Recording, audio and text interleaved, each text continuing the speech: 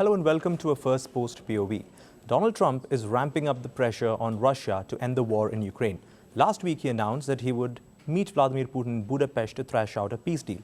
Not only is that meeting not happening, Donald Trump this week also imposed crippling tariffs on Russian oil giants Rosneft and Lukoil. Overnight, the Russian president hit back at those claims, saying that Russia would never bow down, even though there would be some impact of these sanctions on the Russian economy.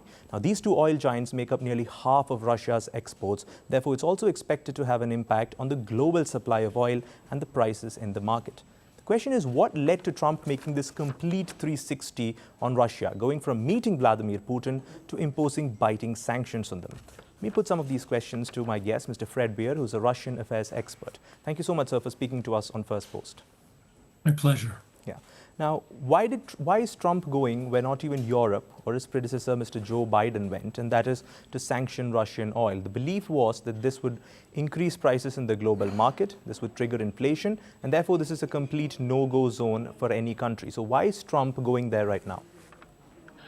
I think he is vacillating between approaches to Russia. He clearly is sincere in his desire to frame a peace settlement for whatever reasons.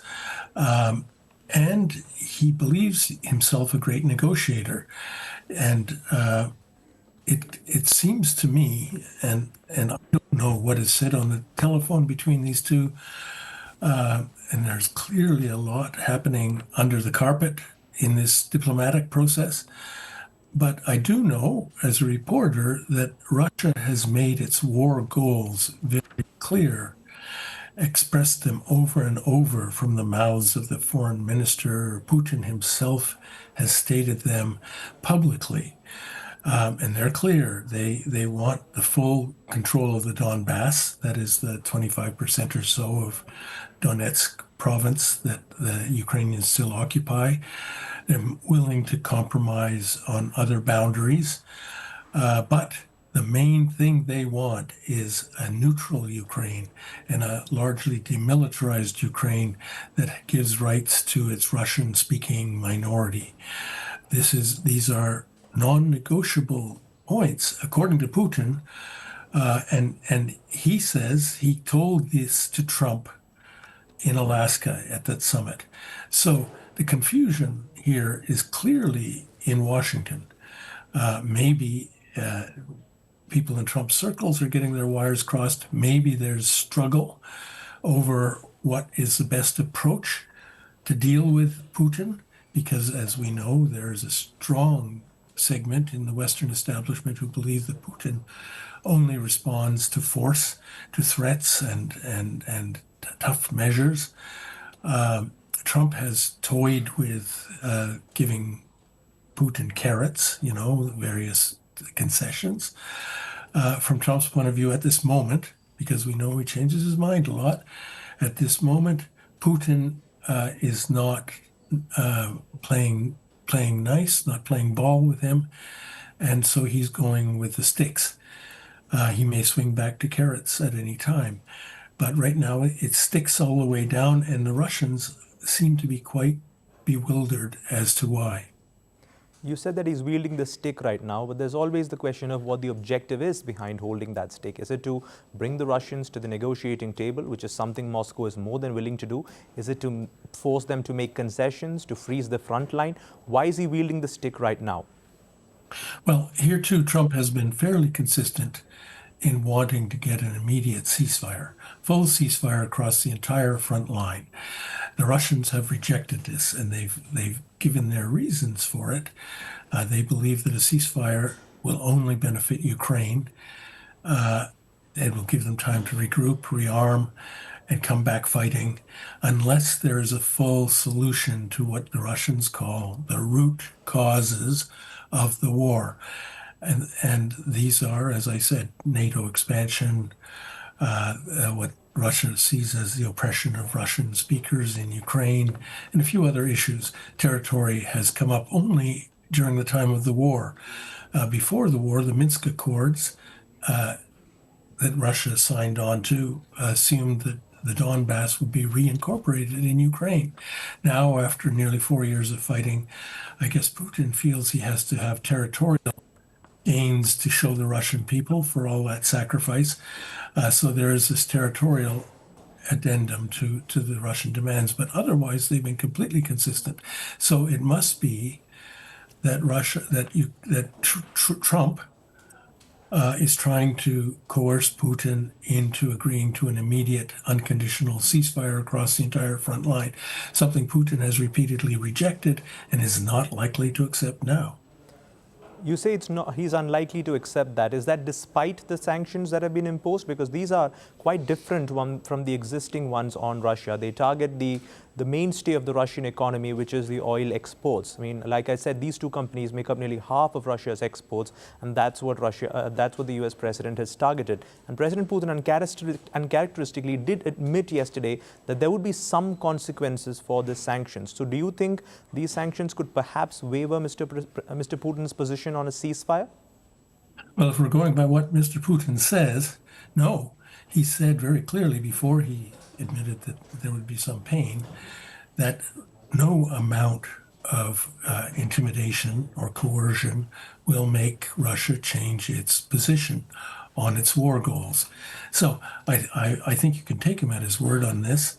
The Russians have been fighting and sacrificing heavily for almost 4 years for these goals. So I don't think they're going to let them go now just because they're experiencing a little bit of extra pain. And it is disputable after, 19 rounds of sanctions from the European Union and oil, like pressure on oil in the past. Russia has experienced like 25,000 separate sanctions, the most any nation has endured in all of human history. And as far as I can see, they're not doing great, but they're not bending or buckling under this pressure. So it's hard for me to see what these extra sanctions will do. Right. Now, there are two parts to this sanction. The first is obviously the freeze on these Russian oil giants and their assets in America. They are stopped from doing any business with U.S. companies. The second part is the threat of secondary sanctions on any foreign financial institution, say a bank, that finances these Russian oil purchases. And this is a worry for institutions in India, in China, in Turkey, in Brazil that continue to buy Russian oil. Do you see them cutting off these supplies due to the American sanctions?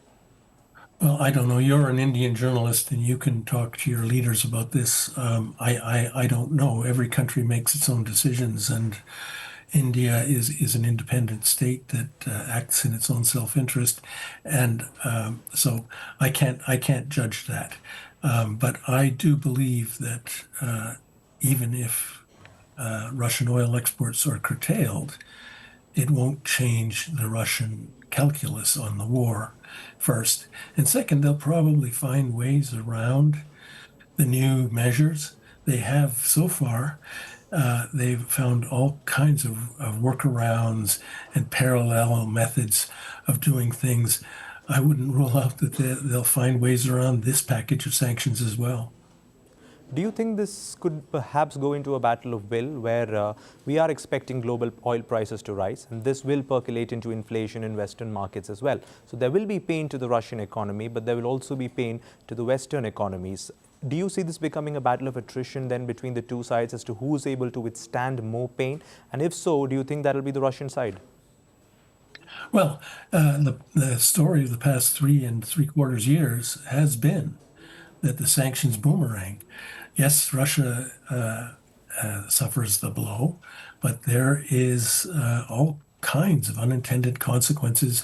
The economic slowdown and virtual deindustrialization in Germany right now is largely because of the cutoff of cheap, reliable Russian gas. A lot of these things do boomerang, and I do think, as you laid out, rising oil prices will be bad for everybody. I graduated in Russian history. That was my major, and what I know of Russia is that they can be pretty resilient, and no amount of deprivation does make them crumble. So this is different time, different war, but I really doubt that Russia's going to blink first on this. Right. Now, beyond these sanctions, there's also talk of the military levers that President Trump may have. Ukraine has been asking for the Tomahawk missiles. He's also been asking permission to strike Russian assets deep inside their territory. Now, President Putin did warn against that yesterday. He said that if something like that were to happen, there would be stunning and serious consequences. What do you think he means by that? Are we talking about some tactical nukes, hypersonic missiles? What could that response look like? God forbid. I think the Russian perception is that if tomahawks are fired at them, it will be by Americans.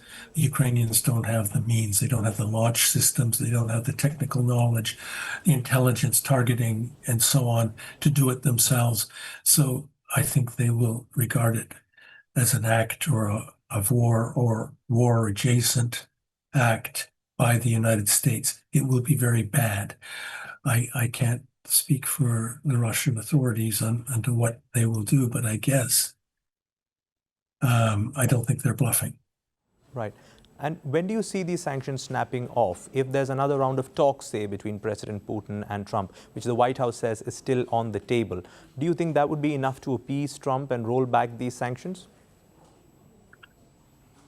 Probably not. If we follow the past several months, the meandering course of Trump's peace process, he seems to vacillate from one pole to the other in terms of how he wants to deal with Russia. I think, and Putin said yesterday too, he believes that Trump is sincere in his desire to get a peace, but he's not listening to Moscow. That's what the Russians say. He's not listening to us, and we will be prepared to compromise on all kinds of smaller points. But the main goals, which they have laid out over and over again, are not negotiable.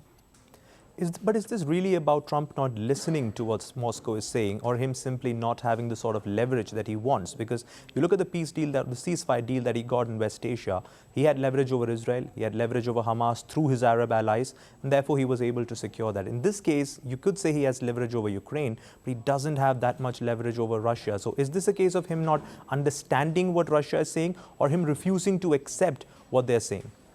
Well, you said it, probably.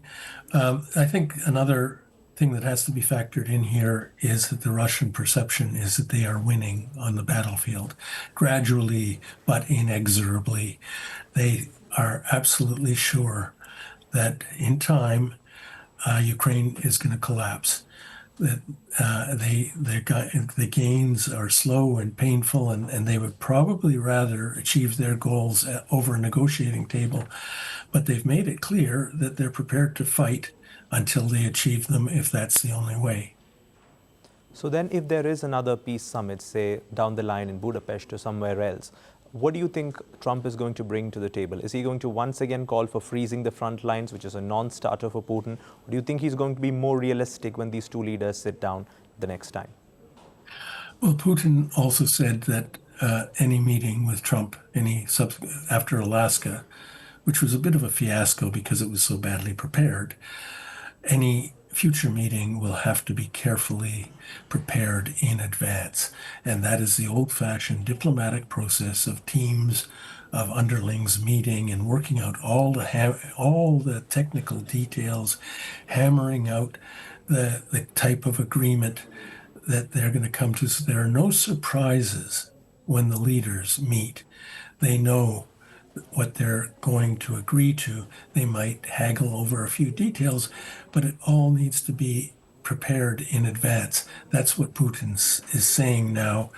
And so I don't think we can expect any meeting between Trump and Putin until Trump and his diplomatic team agree on some basic framework of a final settlement for the Ukraine crisis that the Russians will accept. Right. I think you summed it up perfectly there. There's a clear gap or a bridge between what the Russians are saying and what the Americans are hoping is the right way to settle this war. And until that gap is addressed, any sort of meetings, any sort of sanction or tariff or military aid is unlikely to have any impact. We'll see how these things develop and what sort of statements President Trump makes in the future. Thank you so much, Mr. Fred Weir, for speaking to us on First Post. Thank you.